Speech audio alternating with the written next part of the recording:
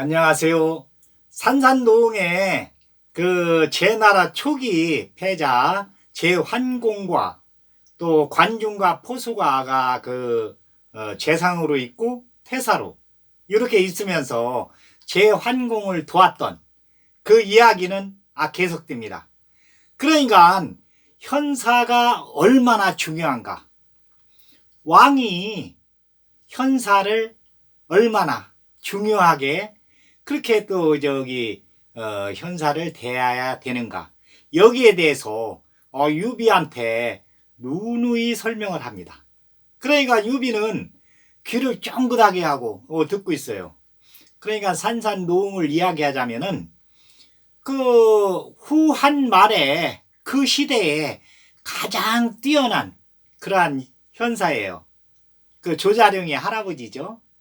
그런데 관리로는 안 나갔습니다. 관리로 안 나가고 공부를 왕도 정치에 대해서 또 이제 하여튼에 모든 거에 대해서 두루두루, 그러니까 은사죠. 그렇게 이제 하면서 이 공부를 많이 했는데 그러니까 조자룡의 아버지하고 어머니가 일찍 돌아갔어요. 이제 그때 당시에 조자룡이가 이제 8살.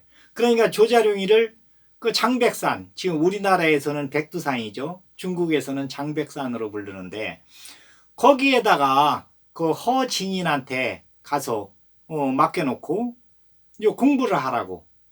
이제 주로 이제 조자룡이한테 공부시키는 것이 뭐냐면은 주인을 모실 적에는 충심을 다해야 된다.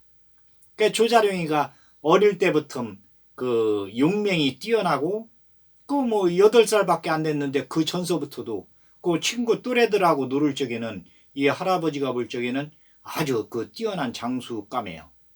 그러니까 용맹도 하면서 의리가 있고 또 무력도 뛰어납니다. 그런데 너무 맑아요. 그러니까 불의를 보면은 못 참습니다. 조자룡이가 어릴 때부터. 그러니까 이 산산동 할아버지가 볼 적에는 너는 주인이 되지 말고 좋은 주인을 만나서 거기서 대장을 해라. 이제 맨날 하는 이야기가 그래야 편하다. 주인은 하여튼에 밑에 신하들의 나쁜 것도 봐야 되고 좋은 점도 봐야 되고 두루두루 다 포용을 해야 되는데, 그리고서는 그 사람들을 다 먹여 살려야 되고. 그런데 내가 봤을 때 너는 하여튼에 불의를 보면 못 참는데 그건 주인으로서의 행동이 아니다. 대장감으로서는 적격이다. 그러면서 좋은 주인을 만나라고, 그래 거기 가서 대장감을 하라고 그렇게 이제 교육을 하면서 장백산의 허진인한테 무술을 배우라고 갖다 맡겨놓고서는 지금 오는 중이에요. 오는 중에 이제 유비가 하여튼 누상촌에 이렇게 살 적에 뽕나무집 아이 하면서 그 앞에도 많이 여러 번 지나가면서 유비를 유심히 봤었고, 또 지금 이렇게 이야기를 하다 보니까 손자의 주인감이에요. 귀 큰 아이. 그러면은 이제 다 타북에서는 다 통하니까 뽕나무집, 효자, 누상촌의 효자, 탁현의 효자, 다 이렇게 통합니다. 그러니까 이 조자룡의 할아버지도 유비를 특별히 생각하는 거예요. 그래서 계속 이야기를 해줍니다. 그러니까 이제 지금 제환공이 여튼 내외 정치를 하는데 내부 정치를 잘해가지고 산업이 발전하면서 지방 관리들이 또 이제 정치를 잘하니까 여튼 소출이 딱 올라가면서, 그리고서는 또 이제 고모, 그러니까 관중이하고 같이 이제 결혼한 관중이가 이제 고모부고, 고모가 또 부녀자들 이 산업에 대해서, 그러니까 직조 산업에 대해서 계속적으로 이 계도하면서 발전을 시키고 있습니다. 그러니까 제나라는 국력이 계속 올라가는 거예요. 그리고 1월 달에, 정월 달에는 한 달 동안 각 제후국들에서 와서 회의를 합니다. 그런데 이제 회의만 하는 게 아니고 각 나라에서 물품을 가져와서 무역을 하는 거예요. 무역을 하고 또 이제 계약을 하고, 그러니까 뭐 어디 무슨 사업이 있다 그러면 사업 잘하는 나라에 그 계약을 해서 그쪽에서 이제 기술자가 와서 요 사업을 할 수 있도록, 그러니까 임치에 다 와서 요거 와서 이제 모든 이제 행정을 1월 달에 이제 계획을 딱 1년 걸 세우는 거예요. 같이. 그러니까 이 제후국들도 아주 좋습니다. 여기 와서 한 달 동안 있으면서 계획을 하고 다른 제후국 그 계획 세우는 사람들한테 다 저기에서 여기서 이제 계획을 세워서 가진가.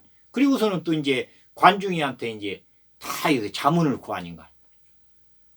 그러니까 관중이는 이제 엄청 그 바빠요.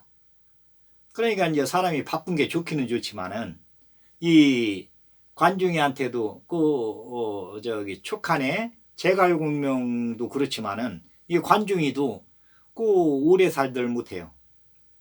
너무 바쁘니까 일 처리를 지금 옆에서 포수가가 도와준다고 하지만 포수가는 계획에 대해서는 별로, 그러니까 뭐 무슨 의견을 내는 데는 포수가가 잘 냅니다. 의견을 내는 데는.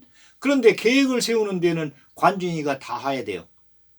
그 밑에 이제 습봉이가 있는데 습봉이는 이 대는 큰데, 그러니까 사람들을 이렇게 포용하고 이런 데는 아주 저기가 있습니다. 그러니까 부잣집 아들이니까 포수가도 그렇고, 그러니까 사람들을 포용하는 데는 그 일가견이 있어요. 그런데 계획을 세우는 데는 관중이는 이제 가난한 집 아들이었으니까, 그러니까 뭐를 할 적에는 우선 계획을 세우는 거예요. 그런데 이 포수가나 습봉이는 부잣집 아들이니까 계획 세우는 것은 밑에서 네가 좀 해라 이렇게 이제 어릴 때부터 그 습관이, 그러니까 옛날부터 3살 버릇이 8까지 간다. 그리고서는 한 번 습관이 들으면 고치기가 어렵다. 그러니까 처음에 그 습관을 잘 들여야 돼요.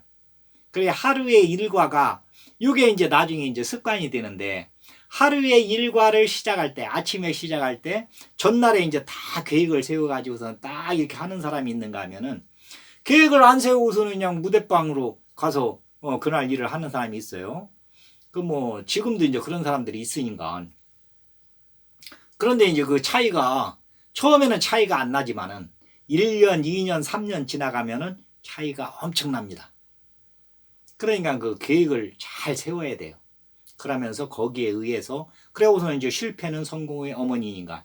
실패를 하더라도 좌절할 필요는 없어요. 실패 안 하고 성공한 사람은 한 명도 없습니다.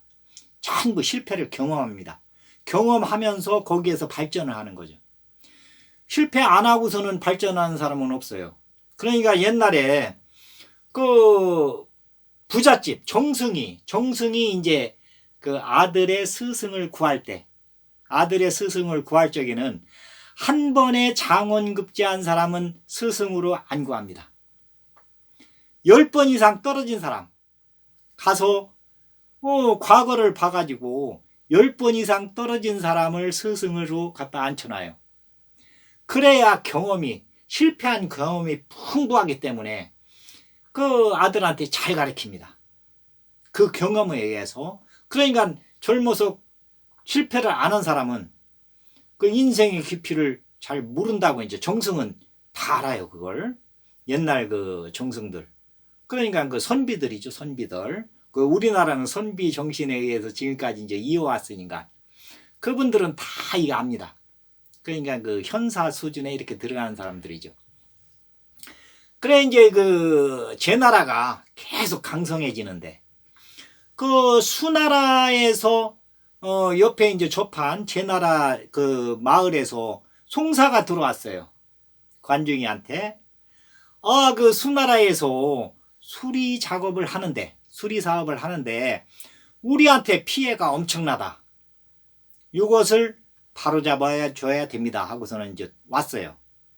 그래서 이제 밑에 이제 그 신하를 시켜가지고 가서 자세하게 그 약도까지도 다 그려가지고 그 지방에 대해서 전부 조사를 해오게 합니다. 그런데 이제 요때 이제 어떻게 되느냐면은 그 연나라에서 그 산룡족이 그 서쪽에서 이제 소용족에서 한 갈래가 이제 이 동쪽으로 이제 도망을 와가지고 그 도망 오는 사람들도 이 무력이 세기 때문에 이제 도망 오는 건데 도망 와가지고서는 그 고죽국 그러니까 지금 이제 그 요수의 서쪽이죠. 요수의 요동은 이제 고주선이니까 대제국이니까 그쪽으로는 못 가고 이쪽에 이제 고죽국을 이제 정복을 하고서는 거기에 이제 그 산용족이 이제 그 나라를 이렇게 세우려고 그래요. 그러면서 연나라를 침범합니다. 그러니까 연나라가 처음에는 대응을 했었는데 이 무력에서 안 돼요. 이 서용지방 사람들이 이 체력이 크고 또 이제 그 아주 그냥 강궁을 쓰면서 말을 잘 타거든요. 이 기마병에 뛰어납니다. 그러니까 여기는 이제 약간 이제 그 평야지대라 이 기마 전술이 통하는 데예요.